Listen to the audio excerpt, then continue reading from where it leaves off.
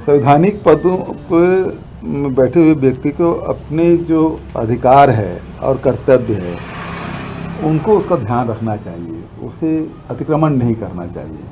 अभी जैसे राज्यपाल जी ने अतिक्रमण किया, कि राज्य सरकार से 10 सवाल पूछ रहे हैं, ये उनके अधिकार क्षेत्र के बाहर है।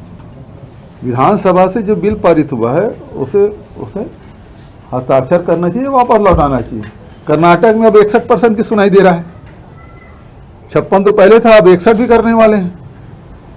वहां राज्यपाल दस्तखत कर रहे हैं, यहाँ राज्यपाल राजनीति कर रही है, राजभवन के माध्यम से राजनीति कर रहे हैं। अब दौरा करेंगे, समस्या का निदान करेंगे, मतलब ये मंत्रिमंडल है उनके सलाहकार के रूप में। यदि कोई आपके पास शिकायतें आती है, कोई जानकारी आती है, तो उसे आप सरकार को सौंप दें, सरकार से जानकारी लें, ये उनका कार्य है। वो फील्ड में जाके सीधा काम नहीं करेंगे, उसके लिए उसको मनोनीत किया गया है, यहाँ निर्वाचित नहीं है।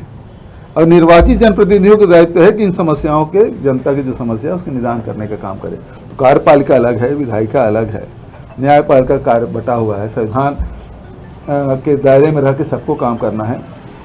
तो ये राष्ट्रपति के प्रतिनिधि के रूप में यहाँ है और उनका फील्ड में सीधा ये काम नहीं हुआ, वो काम नहीं हुआ, ये करने का नहीं है। यदि आपके पास कोई जानकारी आती है तो जरूर उसके बारे में जानकारी लें राज्य सरकार से। अब जो जानकारी मैं पहले कहा कि वो लोकसभा की तैयारी के हिसाब से वो आ रहे हैं, विधानसभा के हिसाब से तो नहीं दिखाई दे रहा है।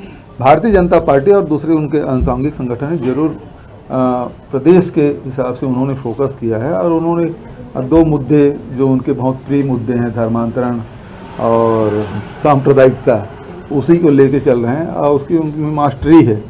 लेकिन हमारी जो पार्टी है वो विभिन्न वर्ग के लोगों के जीवन स्तर कैसे ऊपर उठे, उसे कैसे अधिकार संपन्न बनाया जाए, इस पे हमारा फोकस रहता है। और इन 4 सालों में हम लोगों ने वही किया कि छत्तीसगढ़ के लोगों के आमदनी में वृद्धि कैसे हो, चाहे किसान हो, मजदूर हो, लघु अनुपसंग्राहक हो, आदिवासी हो,